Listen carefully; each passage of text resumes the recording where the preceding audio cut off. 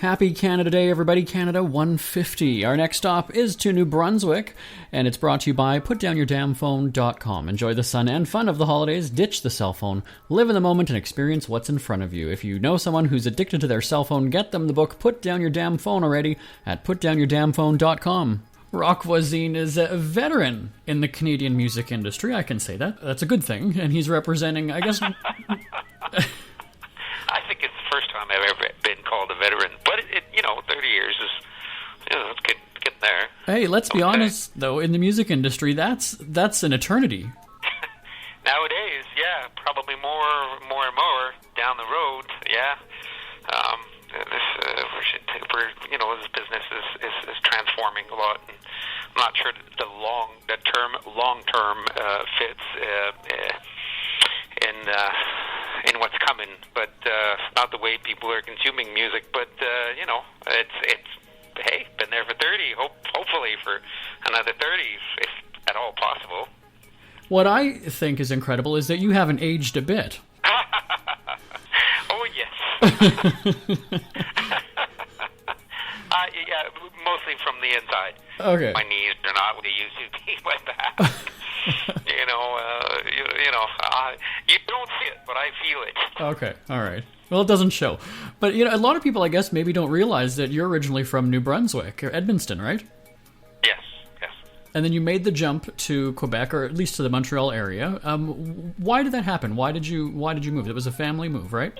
Yeah, it was a family move, but the first move was just about, I would say, maybe 30 kilometers away, just within the Quebec border. My dad was an English teacher, and so he started to work in Quebec, just a few kilometers from the New Brunswick border, and that's where I played most of my hockey, grade school, high school, and then I moved to the Quebec City area for hockey. I was playing hockey in around Quebec City for 4 or 5 years, and then I went to Ottawa U, so I moved to Ottawa U for 4 years, and then music years started in 86, 87, so I made the big move to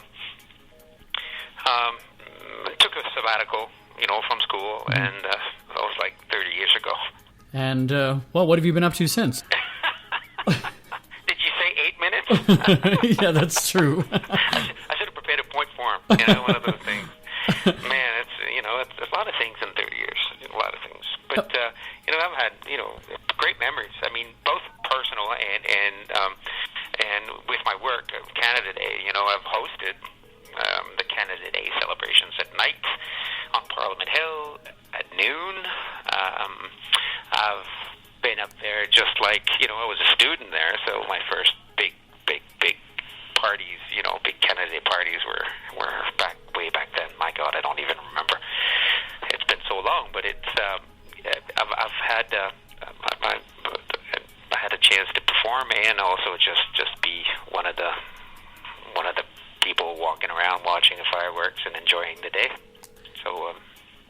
Well, and if I'm not mistaken, one of your first, or maybe it was your first public performance was Canada Day, right? Was it Montreal, wasn't it?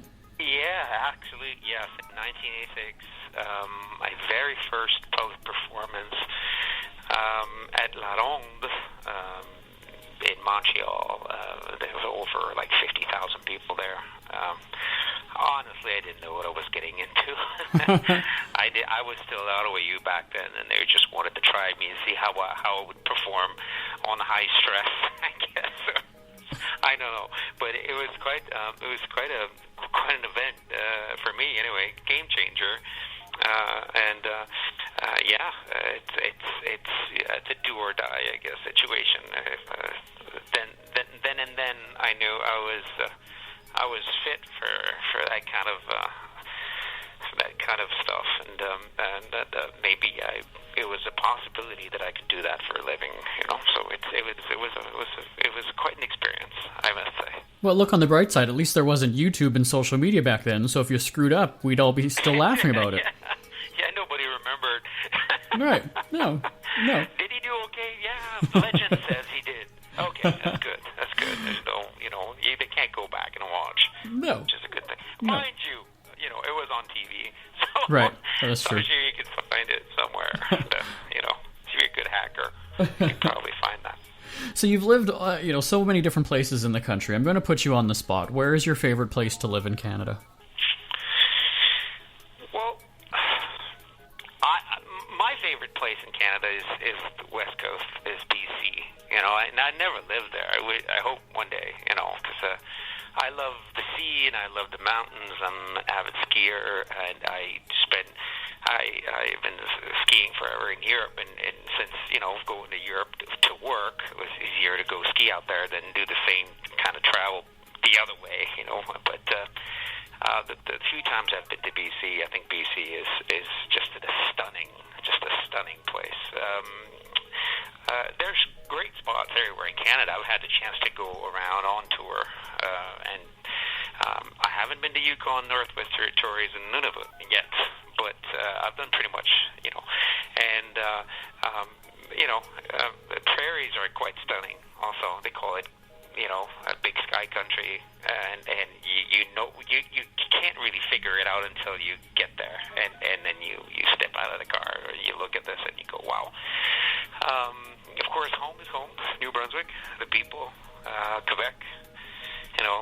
Very distinct, very very Latin way of living. It's hard, I've been, I'm going to les îles de la Madeleine this summer with my kids. First time ever. Beautiful place. Been to PEI. Been everywhere in Canada. So we have a beautiful country. And there's so many different atmospheres, right? Like you were just saying, the BC coast, and then Prince Edward Island, completely different. We were just broadcasting from Yukon in February, and such a community feel there. So it's different every city that you go to, really. It is. Mind you, it can be different in just Quebec itself. The province of Quebec is so big compared to, let's say, some European countries. Every province here, is huge, and there are some differences even between towns. Quebec, Montreal, different. Trois-Rivières, different. Just within Quebec. So the way people think, the way people, the music they listen to, the food they eat, is quite different. There's little subtleties sometimes. You find French Canadians everywhere, which is kind of cool. There's French people everywhere in Canada, little islands here and there, no, it's just there's one problem. It's just too big. Yeah. It's beautiful because it's big, but it's a big country, and you have to. I try to explain it to Europeans. If you want the scenery to change, you have to travel for hours and hours and hours. Well, France is, maybe 10% of the province of Quebec, and they have within just this little area, they have mountains, they have the ocean, they have palm trees, they have, and it's all sort of bunched together. In Canada, you have to travel a lot if you want to change the scenery, and they can't really understand that until they get here. And they call me. I remember friends calling me and say, "Okay, we got 3 weeks. Where should we go in Canada?" Well, let's try 3 months. Yeah. Yeah, there's this notion of big open space that we're so lucky that we live in, and the culture, and they since I spend so much time there, and I see the difference, they can't quite comprehend that. So you've got a bunch of tour dates coming up, I know, through the rest of the year, and people can go to your website for the latest news, right? Yeah, absolutely. Yeah. We just released a new record, new French record here and in Europe. So we'll be been doing promo 10 days over there, 10 days over here, and back and forth for a little while. And we're going to be on tour starting next November here, and then in Europe, and then back and forth. Yes. And where can people get it? Oh, you can get it probably, especially across Canada. I would, iTunes, definitely. It would be probably the quickest and safest way and more honest way to get it. Good point. Well, we'll be sure to do that. And you know what? Again, I want to wish you a happy Canada Day, Roch Voisine. Thanks for joining us. Thank you very much. You too, and to everybody that's North listening right now, we have a great country. We live in a great place. You have to travel around the world to realize how great our place is. Let's keep it great. All right. Thanks, Roch.